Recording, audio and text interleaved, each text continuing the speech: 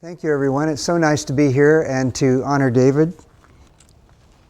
I use this picture because this is a picture of David when he was introduced at the International Society meeting in Portland. And it means a lot to me because he was laughing because he was making fun of me because I had just introduced him and I was wearing a tie. So I decided in his honor today that I wouldn't wear a tie. And I decided that it would be good for us to contemplate for 1 minute what we could do to continue David's legacy. And I thought maybe we should bring to ourselves these ideas, that we make his dream our dream, and I think for many of us that's what we've done, that we stand steadfast against detractors, and no one did it better than David. We continue to discover links between development and human disease because I think so far we've only scratched the surface of people who think now that the field is already over. They just don't get it. We promote the global health and the well-being of girls and young women, and I think now scientists have never had a greater responsibility in any field than programming scientists have to change the world. We work to improve the nutrition for people around the world as part of our effort, and we continue to laugh at his jokes even when they're at my expense. So I'm going to cover 6 things. I want to talk about chronic diseases and how they're changing in the world, and I am involved with this, especially in the U.S. The birth weight effect that we've already heard and why that still has impact for cardiovascular disease, how the heart disease might be programmed, the developmental periods in cardiac vulnerability, and the epigenetic regulation of vulnerability that has come from Lubo Zhang's lab. So here are headlines that nobody's written, but somebody should. Somebody should write the headline that in 2010 to 14, the U.S. diabetes rates increased 4% every year. And now there are 30 million people affected with diabetes in the United States. Somebody ought to say that obesity has been increasing at an ever-increasing rate, and that this year we broke the 35% obesity barrier of people with a BMI over 30 in the United States, in 2 states, in Mississippi and West Virginia, and these southern states have led the way for increases for every other state since we first noticed them increasing. And lastly, in the United States, we still have this problem that more and more people have uncontrolled hypertension. Their blood pressure tends to go up, and the pharmaceutical companies have done well. They've put more and more drugs on the market, and as those more drugs have come, more people are having hypertension. All of these relate to one thing. I think all 3 of these headlines tell us something about what our task is, and I'm just going to show you data in case you didn't believe any of those headlines. In the upper left, you can see the increase in the rate of obesity in my state of Oregon. From 1989 to 2007, you can see it went from 14% to 30%, and it doubled during that period of time. It's crept up ever since. You can see in the graph below it that uncontrolled hypertension went up in the United States in spite of the fact that all the societies in our country made their goal to help everyone get their blood pressure measured and to see it going down. So not only is it going up, but hypertension is becoming a more difficult problem. In the upper right curve, you'll see the change in obesity, and it's listed there either in the number of people or the percentage of people. And as you look at that curve, which starts in 1958, you can see an inflection point in the mid-90s, just about the time that the obesity took off in the United States, and that the curve is now steeper than ever.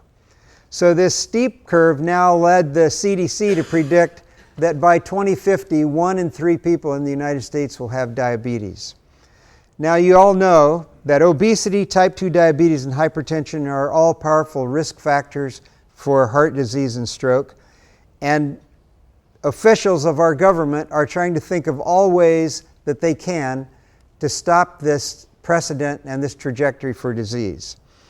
And the truth is that we're already in trouble because heart disease costs about 1.3 times 10 to the 9th dollars per day, over $1 billion a day, and that's expected to double in the next decade or so and triple in the next 3 decades. So I'm telling you all these depressing facts to cheer you up. And what I want you to know is that I believe that the reasons for this can be largely derived from our thinking that we got from David Barker. So I want to mention the birth weight effect and show you that in the United States, the very time period when diabetes started going up and diabetes and obesity started going up, both of those are related to birth weight in a very powerful way, which are graphs you've already seen. But most people don't realize that no matter what gestational age, birth weights have been going down in the United States for about the last 15 years. Interestingly, this is happening in spite of the fact that the percentage of babies that are macrosomic or large has also been going up. And in many hospitals, this birth weight effect is not being seen. But if you include all the births across the country, the average birth weight is still going down. Does that have meaning? I believe it does. And it has meaning because here is a curve that's been fit to David Barker's data and those of you in the room who helped generate that data. And you can see that the death rate, the death risk for somebody who has cardiovascular disease is some 3 to 5 times higher at 5 pounds of birth weight than it is at 9 pounds of birth weight. And recent data show that that curve goes back up and that we don't know how far it goes up, but at least it's a U-shaped curve which predicts that as birth weight goes up above that optimum birth weight, that you also see increases in risk for heart disease. And this is true for type 2 diabetes, obesity, and hypertension. So we've come to theories. You've seen 2 or 3 today, and I'm going to give you another one, of how we think the maternal role is the powerful one and the one that we should think of. So if you look in the left-hand column and you look at the maternal influences, there are many independent factors of the way mothers and the way babies grow in their mothers will affect their risk for having heart disease. There's the 100-year effect. I'm not going to say much except just to give you a point I like to make. I'm in my 60s. My mother is in her 90s. She's still alive. I just saw her this week. The egg that made me was made in her ovary almost exactly 100 years ago. So egg-wise, I'm about 100. And it turns out that that risk of time and the exposure of the egg that made me was through my mother's nutrition. I know a lot about her nutrition. I won't tell about it right now. But the nutritional history that I have goes back to my grandmother, who nourished the egg that made me at the time the egg was being formed. So that's the 100-year effect. We've heard about the 1,000-day effect. I won't say more about it. We now know that maternal phenotype, metabolic physiology, maternal diet, and social stress are all powerfully funneled into placentation, and that the placenta and its function leads to fetal nutrition by oxygen, nutrients, hormones, and all the things that fetuses need to grow. And that you can see that the red arrow goes up and leads to a fetal outcome. And that fetal outcome is just ground zero for a fetus for the rest of its life and will determine the trajectory it has and its vulnerability. We also now are thinking a lot about second hits. Just because somebody is vulnerable when they're born doesn't mean they automatically will get disease. They must also be exposed to some trigger that will bring vulnerability into fruition in the form of disease. And those we know about include aging rate, diet, infections, social cues, exercise, stress, hormones, and toxins. And all of those issues can be second hits. So how does heart disease get programmed? We started by thinking that birth weight and ischemic heart disease were the main factors. And even though I was one of those dramatic skeptics in the slide that Mark Hansen showed, I will say that my friendship with David drove this for me to understand the mechanisms that this happens. And we discovered, as a community of scientists, we discovered nephron numbers and hypertension, birth weight to placental weight ratios even being a better descriptor, infancy and childhood growth patterns, as you've just heard in the last lecture. Preconception, as Tom Fleming told us, we know is powerful in determining risk for cardiovascular disease. Placental dimensions, as we've heard. Maternal body composition we haven't heard much about, but nevertheless, we've increasingly seen that as a powerful determinant. And then again, those postnatal hits. So I'm a heart guy, and as a heart person, I want to tell you there are really only 3 ways you can die of heart disease. You can die of a myocardial infarction, a heart attack because one of your coronary arteries becomes occluded. You can die of heart failure because your heart muscle doesn't work or your heart muscle doesn't fill. Or you can die of sudden asynchronous excitation we call ventricular fibrillation. And this came close to our family last week when one of our close friends, a son of 22 years old, died suddenly while jogging. And he had sudden cardiac death, which we still see fairly commonly. So all of these 3 ways people die. And with the data we've been able to extract with our help from our colleagues in Finland in particular and some other cohorts, we've been able to see that all of these 3 are closely related to the mother's body and the placenta and the kind of baby that comes from it. So I'll give you one example. Here's from the Helsinki birth cohort. And in this study, we showed that heart failure is linked to small placenta size. So if you look inside the box, those are the mothers that were in the lower half of height, 160 centimeters. And you can see that the smallest placental area has a risk 2 to 3 times higher than the risk for babies that had larger placentas. But that relationship was only found in short mothers. It did not exist at all in the taller mothers. So that shows you that the short mother and the placenta complex gives you a certain kind of risk for heart disease that you wouldn't have had. We've seen this now for coronary artery disease, and we've seen this also for sudden cardiac death. And each of those has a placental and a maternal phenotype that determine what kind of risk it has. So most people know that there's a critical window for each organ and when it's most likely to be affected. And I just want to show you the last one. If you look at the last line that starts with a yellow bar on the left, that yellow bar is the preconception period. And Tom Fleming told us beautifully today how that works. But I want to tell you about 2 other periods. The cardiogenic period, that is the embryonic period when the heart's formed, and later when the heart cells are maturing. Those are the 2 embryo-fetal windows that determine when a heart is vulnerable. So if you're not used to histology, I want to talk to you who are not scientists in the audience right now, so you won't lose track of what I'm trying to say. There are 4 pictures here, none of which you will recognize. But in the upper left, you'll see some dark things. Those are cells in the blood. And if you look at the little F here, right here, you'll see that this is a capillary full of blood. And you'll see here is another capillary full of blood. These are fetal capillaries, and here is a maternal capillary. These are normal capillaries in the placenta of a mouse. And here they are. This is at 11 days of gestation. Here is at 13 days of gestation. And all these round things are red blood cells. And the barrier between the mother and the fetus is this little barrier right here. Well, there's a gene called HOX13, and HOXA13 was knocked out by a woman who was a postdoc in my lab. And what she showed was that here is what the fetal capillary looks like rather than this. It looks like this when the gene is knocked out. And you can see all these spaces, the white spaces there. And in the later hearts, you can see white spaces down in the tissue. All those white spaces are filled with fluid. And that means that the integrity of the lining, we call the endothelium, that goes around this capillary, has been broken, and plasma and fluid have leaked out into the tissue and compressed these vessels so that blood cannot get easily through them.